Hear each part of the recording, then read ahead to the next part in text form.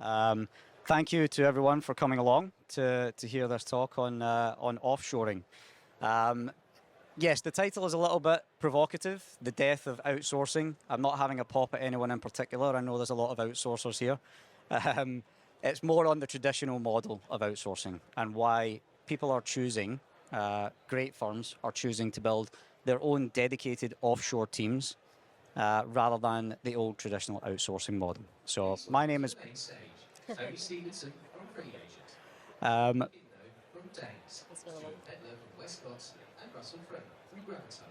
Okay. So my name is Mark McNee. I am the UK Director for Frontline Accounting. I'm not an accountant, actually. I trained as an engineer, but I have partly done my ACCA and have been working in the industry for about a decade now. So I've worked with Intuit, I've also worked with Dext, and I've helped double the size of the UK business for Frontline over the last 3 years. With me on stage today are two fantastic business owner-operators of different sized businesses. First off, I'd like to introduce to my right, Francesca. Hiya, yeah, I'm Francesca. I run Future Cloud Accounting. The business is actually 6 years old today, or 6 years young, because I'm still doing a lot of learning. We've got a team of 11, and we've got 2 offshore employees as well. I call them employees because that's how we treat them. The business has grown really quickly over the last 6 years. I try and keep in touch with all the AI and different ways to make the business more profitable and using all the latest tech as much as possible. All right. And to further right is Luke Streeter, the new CEO of the newly named Ascendant.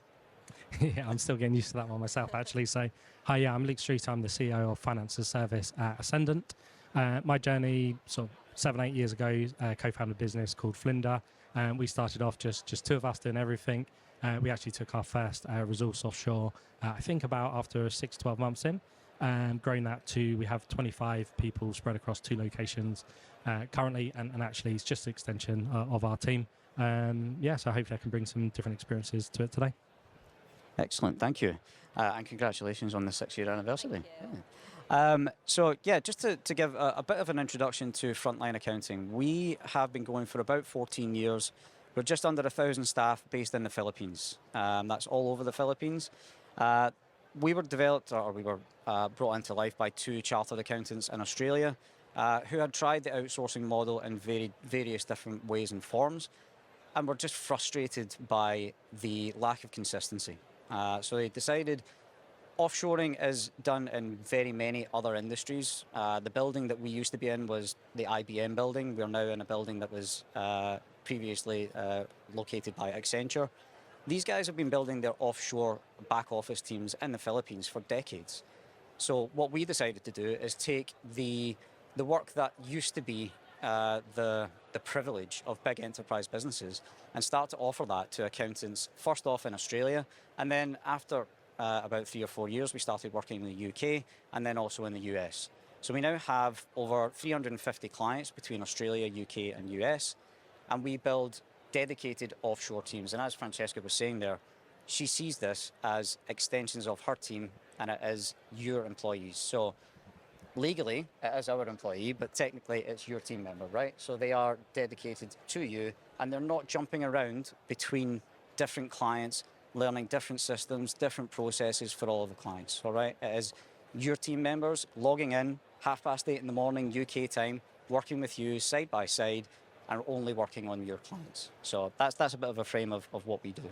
So why the traditional outsourcing model is no longer the answer. And again, this is not a pop at anyone in particular. It is literally just the old model of throwing your work into an outsourcing firm and spinning the roulette wheel based on who is actually going to do that work and then the quality of what is actually coming back. Look, could you tell us a little bit about why you decided to do offshoring rather than outsourcing? Yeah, absolutely. And I was trying to think of sort of stories where outsourcing sort of didn't work, and actually because we went for the offshore model from day one, the closest I come to it is speaking to sort of other owners of small medium practices saying, I've got a team in Philippines or India and it's not having the effect I expected for me. And as soon as you ask them the question, it's because they've gone down the outsourcing route rather than offshoring, and treating them as if you're as if they're your team member, your processes, your technology, your ways of working. And it works if you give it time. The same as you bring any team member on, there's that learning curve. If you train them, if you support them, it will work. They just happen to be sat in a different country. We got a team based in Wales, Philippines. They both speak different languages. They just work remotely. So that's the way I like to think about it. Yeah. And Francesca, obviously you decided to go straight for offshoring as well. Obviously there must be different parts of your business that you outsource, but what made you want to go for offshoring and building your own team rather than going down the outsourcing route? So when we started the business in 2019, I wanted to try offshoring, but my business partner at the time was quite against it. And then we built a UK team, and then you realise there's a lot of work to do, and the accounts preparation was building, and what our vision was to turn around our accounts prep within 4 months. And then my business partner, we're no longer together, but back then she said she spoke to another accountant that's tried Frontline, and she was happy to give it another go. And at the time, back then, about a year and a half ago, I was a bit nervous about it, because once you build a UK team, you do have nerves about, saying to the team, we're going to offshore, we're going to try different things, because people worry about their own job sort of thing. But we spoke to Mark at Frontline, got a bit of background. It took about 4 months to hire. And the reason why I wanted to offshore rather than outsource, we already tried outsourcing with somebody in the UK, and that didn't prove that it worked, and it was expensive.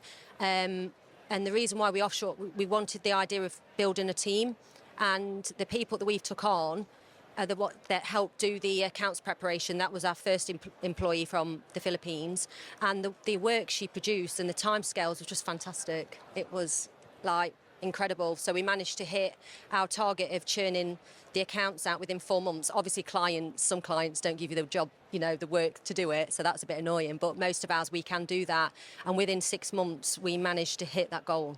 Yeah, and I'm glad you brought up that, obviously your first team member was doing accounts prep work, because a lot of people look at outsourcing as really just at the bottom level. It's only, kind of bookkeeping and data entry and stuff like that. If you go and speak to any of the AI guys here today, they'll tell you that will be automated within the next 3 months probably. But that's not where most of our guys sit. Our guys actually are part of accounts prep, and they're just as excited about that bottom level of data processing being taken care of by AI as your UK team will be, because they get to move up the value chain effectively, and they will be doing more valuable work for you. All of our guys are accountants. They have a minimum of a 4-year degree in accountancy and finance, because it's a protected profession in the Philippines, so you need to do that. And then you need a minimum of 2 years experience as an accountant before you come on as a junior with us. So they're already 6 years into their accountancy journey before they actually join us. So I know, Luke, you said that the actual scaling of the business is going to be really important, and I suppose you could probably talk a little bit more about automating that bottom line and scaling the team with your more qualified guys, I suppose. Your guys are client facing as well, right? Yeah, absolutely. And probably something we got wrong initially is forgetting about their career development as well. We did see it initially as lower level transactional work. Great, we take away some of that grunt work. But actually, we've now got a team who are delivering full month-end closes in on fairly complex businesses, perhaps into clients directly or at least into a client manager in the UK. So the skill and the value chain, as you described, Mark, that they can kind of step up and go through, it is very impressive. And actually, as we scale a business, could 50% of our business be through an offshore team ultimately? I think so. We're probably not quite there at the moment. We're getting close to that ratio. But it comes to the talent shortage. It takes 3-6 months to find a decent person in the UK, whereas actually the turnaround time, for transparency, we work with Frontline in Philippines. We also work with a team in India, but the recruitment process in both those territories is really rapid. Within sort of 4 to 6 weeks, we have several good CVs to be looking at. So that talent shortage isn't really an issue for us through this model. And can you tell me just a little bit about how you integrate your team members in? Obviously, you mentioned at the start, Francesca, that you like to keep an eye on the technology and you make sure that you're always kind of looking at the latest things. How have you managed to integrate your team on a kind of personal and professional level, but also the systems that you're using as well? Yeah, so we gave our 2 employees from the Philippines, a dedicated client manager. I think that helps. And June is a people's person, so she has really good conversations with them, brings them out the shell. It's been great to see the relationship they've built, and we have regular team meetings with them as well to make them feel part of it. And the systems-wise, because we are fully digital, that's not been an issue. It's actually flowed quite nicely. But what I'd say is definitely have a dedicated person to look after them and check in, and it's good for that consistency as well. So I think that's what's done it for us, is having a client manager working with them. Yeah, definitely. And I know that we had Paul, who's also here, out seeing the team in the Philippines last year, I think it was. So actually spending that time with them, making them feel part of your team, is the big difference between success and failure here. Don't treat it like an outsourcing operation where you can just say, look, this is a piece of work. Here you go, do it and come back to me when it's done. This is investing time and actually bringing people on and training them into your systems and your process. But the great thing about it, I suppose, is because you're involved in the recruitment process as well, you get to hire for culture, so you know that it's not just about, oh, well, it's the skills on the CV, and here you go, this person will be able to do the job for you. We actually make sure that, look, that we think that these skills match, but you get to do an interview, right? So. Yeah, no, that's been amazing. Interviews are hard anyway, aren't they? Yeah. Even with UK team, it's hard, but it doesn't necessarily mean you can't still hire in the UK. We're still doing that, but it really helps our UK team develop. And actually, we've taken on a UK trainee bookkeeper that's actually being trained by someone in the Philippines. So that's been a great experience, and it's bringing them on as well. Like you say, career development for them. They want to do more. They're asking for more work, and they are brilliant. They're better than me. Well, there you go. That's not hard. Yeah. Well, yeah. I mean, that's one of the kind of amazing things about this, and yes. Because you've got an offshore team, it doesn't mean you stop hiring in the UK. This is not just about replacing jobs, okay? Yes, we know hiring and employing in the UK is about to get far more expensive, but what that usually means is that it's a chance to get rid of underperforming people, right? Everyone in your business here in the UK should be an asset to your business, right? And if you are doing proper performance improvement and you're doing proper career development with your team here in the UK, and you're getting more of the work done at a more profitable level, you've got more to invest in the UK as well. And I'd say it's how you scale that asset as well. So if you've got high-performing team members, underpin them with team offshore, it really enables you to get the best out of them. If they're fantastic at relationships, on selling, upselling work to clients, let's get them spending more time and have team delivering into them. It also makes it more scalable because it's that one-to-many relationship, of course, as well. Yeah, definitely. It's a question that I'm often asked about. Oh, well, my team are going to be really worried about this. And what I always say to our clients when they come on board is, right, go to your high-performing team members and say, what is holding you back? Where do you want to be in 3 to 5 years? And what can I take off your plate? How can I do more for you? Okay? So I'm going to take the jobs that you don't want to do. If you can map out that process and you can train an offshore team member to do that, I'll take that off your plate, and then you can go and you can specialize in tax, or you can go and win more business for us. This is more about investing in the support of your UK team rather than replacing them. Yeah, definitely. In terms of, this is one that I don't think everything's been quite smooth for you, Francesca. I don't think you have any, but the next point I was going to say was, like, how have you overcome any kind of challenges or anything that's kind of come up internally? Has there been anything that you've had to, it's been a bit of a gap, like? Challenges. I've had a bit of a culture change, if that's a challenge, and it might not be the same for like offshoring, but people in general in a team, you've got to have the right culture to help develop. I've given the client managers more, to help. Basically, what I've done is created an environment that the managers can help grow the business, and the only reason why they can help grow the business is with AI or using like offshoring. We want to build an advisory firm. That's taking time, but we're getting there. So we want more chats with our clients to bring more value, rather than the client manager as such doing the admin. I'd rather see her having better conversations with our clients. So that offshoring's definitely helped with that as well. And same to yourself. Look, I mean, obviously I know that you've scaled 2 teams in 2 different locations. So what kind of obstacles have you had to kind of tackle with your offshore team? Yeah, I think it's always important you're open from the culture and language is a natural challenge you're going to face with any sort of offshore team. But one they learn very quickly. They're very hard-working, dedicated team members that we have. And it evolves similar to like a UK trainee accountant. Like that first email to the client, probably a little bit nervous about. They improve over time. You can template stuff. You can support them. Use of AI, run everything through AI to get the natural language and etc. as well.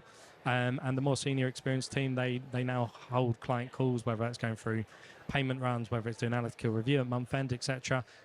Yeah, of course, it takes a lot longer than perhaps an onshore associate might do, but they do evolve and kind of learn it. And we look to have some dedicated English lessons and training just to get that cultural kind of fit. We align with the time zone as much as possible as well. So there's all sort of tactics or tools you can do to help align that as well. Yeah. And that's just you brought up obviously the kind of time zone issue. I'm not sure. Do your team still work side by side with you, 8:30 to 4:30? Because that's So June is our client manager, one of our client managers. She starts at 6:30 in the morning. Right, okay, Crazy nice. woman. Yeah, okay. Who does that? And then Pal works with her similar timings as well. So it might be 7:30 to whatever that is. Our office is very flexible. Yeah. So that's the culture I want, flexibility and work when suits them. Yeah, the majority of our team align to UK hours, but again, how we treat the UK team, we allow them to flex the time, personal challenges, needs, etc. as well. Yeah. That's the important for me is just treat them the same as an onshore team member.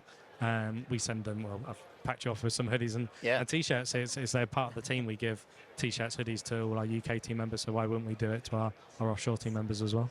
Yeah, so that's another thing I'm happy to do as well. I'm the pack mule that takes all of the hoodies and T-shirts over to Manila.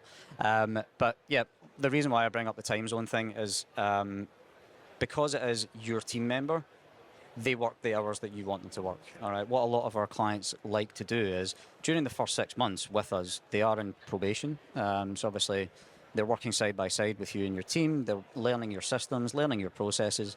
After that 6 months is done and they've actually proved themselves and they've got their own workload, and, you can do a daily huddle with them. If you said to them, right, okay, well, you can start 3 hours earlier, you've obviously you've made extended working hours for your office as well. So if something hits your desk at 4:30 in the afternoon, you can go, all right, well, I can give that to my offshore team and they can get a head start on it. And then, I'm still going to have 4 hours side by side when they, when I come in the morning. So in terms of how you manage the kind of day-to-day with your team, we always, our standard model is the daily huddle. So first thing in the morning, everybody jumps on the call. We say, what are the 3 things you're working on? What's the priority level for each of those jobs? What roadblocks do you have for any of these? And then obviously they get a chance to ask the questions and you can then see if any training is needed or anything like that. How do you guys work on a kind of day-to-day basis with your team, Luke, if you want to? So exactly how we work with any of our team members. So all systems, all technology, exactly the same. We're big users of Slack. So we've got Slack channels. We operate in sort of sector teams anyway. So the sectors will have weekly sort of team hands meetings. But then normal line management, as soon as queries come up, they're jumping on huddles or Teams calls, etc. So yeah, I've never really thought about it sort of any differently, to be honest. Yeah. So not sure how to answer it probably, other than it's just however works for Communicate at the moment. Our team are in the office 2 to 3 days a week currently, so we're already used to having that remote working culture. It's just the offshore team are always remote. Yeah. Same for yourself. Yeah, we use Teams and have video calls. I think the managers have calls with them quite a lot, to be fair. Quick Teams message. We've done that with our UK team. To be honest, it's opened my eyes up training remotely to the fact that you can take on a UK team from wherever as well if you wanted. Yeah. So that's been great for the business. So at one point I was thinking, we need an office in a different area, but I don't think I'll do that anymore. Yeah, that's great to hear as well. Obviously, yeah. Office costs are through the roof now as well. So, one of the things that we always kind of say, especially for bringing your team up to speed, is making sure that you record those initial interactions. With all of the AI transcription that's available now. I know the guys at Journey have just launched Vinyl as well. So, doing that side-by-side meeting and then actually pulling the transcript from it and putting it into something like ChatGPT and saying, right, okay, well, this is the this is the transcript from a monthly bookkeeping job, turn it into a step-by-step process. You've then got a manual that's been built, you've obviously got a video library, and you've timed best practice as well. So that means that your team member coming on board has that bank of resources to actually then go back to, and they've got that process, kind of mapped out as well. And that's great for your onshore team as well as your offshore team. Yeah, because we use, I don't know if anyone's heard of Scribe. Yeah. We use Scribe for a bit. So every client, we use Scribe to follow the process in Xero. So then in our client folder, there is Scribe in there of how to do things so they can go in and have a look. Because every bookkeeping client's got a quirk, haven't they? Yeah. Nothing straightforward. Look, I think we're going to talk about a bit about scaling and obviously what you're able to do with like kind of operational efficiencies with your team. I don't know if you want to talk a little bit more about how you're able to free up kind of senior staff and what that's allowed you to do within the business. Yeah, the office one is improvement to margin, like the cost of the equivalent sort of accountant or qualification that you'd have in the UK. Wouldn't necessarily want to put exact numbers on it, but you're going to be half in your costs, I'd say, for the similar skill set. So immediate impact that will have to your contribution margin or your gross margin, which naturally depends what part of your journey you're on as well. If you're looking to sort of scale rapidly and growing that top line, resource availability it improves it. Equally, if you're in the stage of you kind of gearing up towards an exit and looking for margin improvement, again, it's an area that you can kind of look at. It enables us to scale quickly. It also enables us to keep that sort of margin that we want to try and achieve. And it does focus the team on more value-added tasks. I know you said want to get away from just thinking of it lower-level transactional work, but the truth of it, it does free up that time from the team members in the UK as well, so they can focus on advisory, on other propositions you want to get into as well, and just having that flexibility to pick up all that ad hoc sort of stuff that needs that more experience sort of UK head perhaps. Yeah.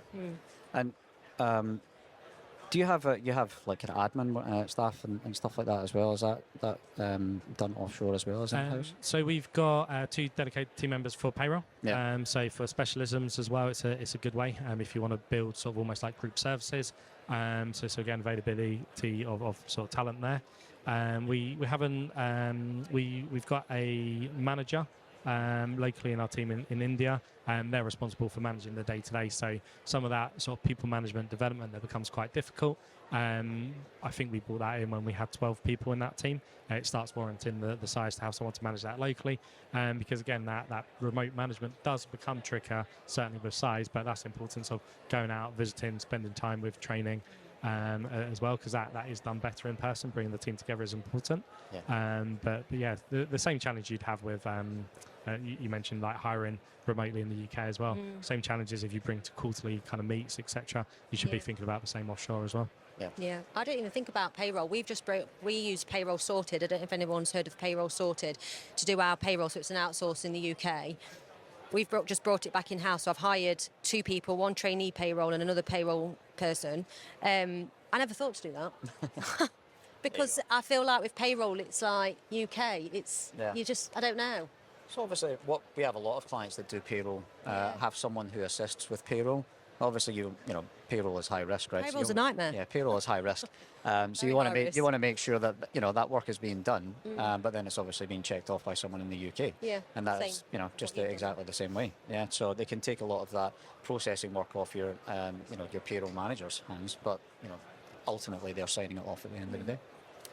I just wanted to touch on one last thing, obviously, before I take some questions. I don't know if anyone's got any questions, but client perception. Are you quite open about having an offshore team and where your work is done? How do you term it? I think global team is the way that most people tend to kind of talk about it in Frontline. Yeah, to be honest, in the earlier days, the first few years, we probably shied away from it. Didn't know how to sort of approach it, to be honest.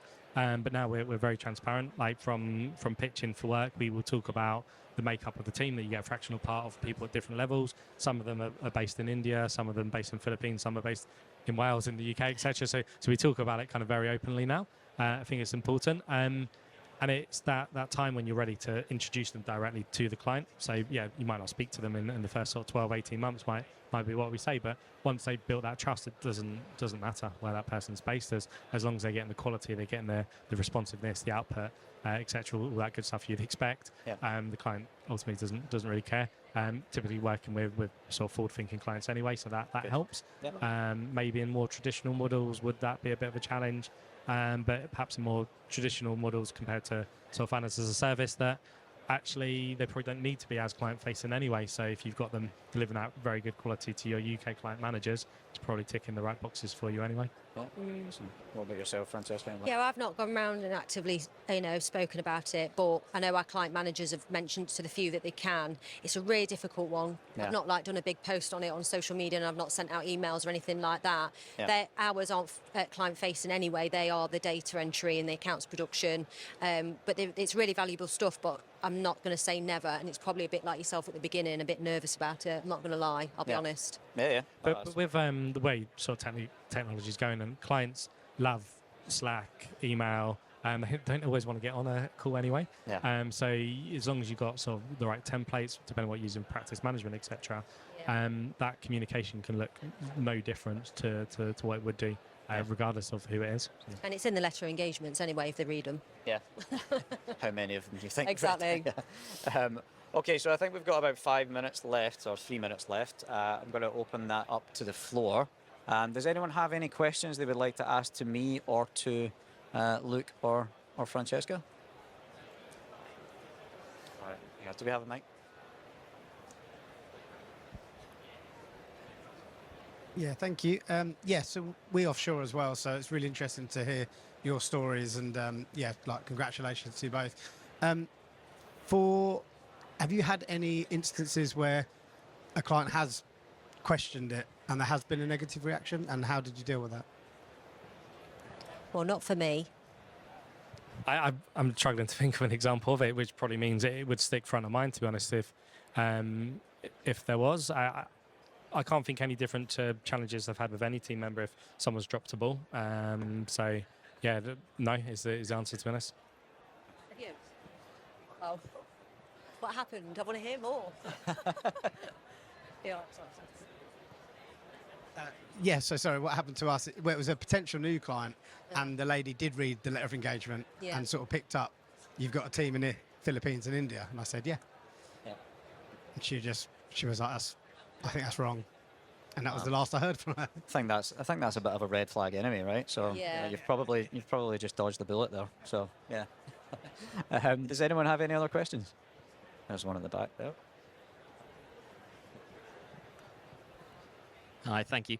I was just wondering if any of your clients have ever queried the fees if they're working face-to-face with your outsourced operation.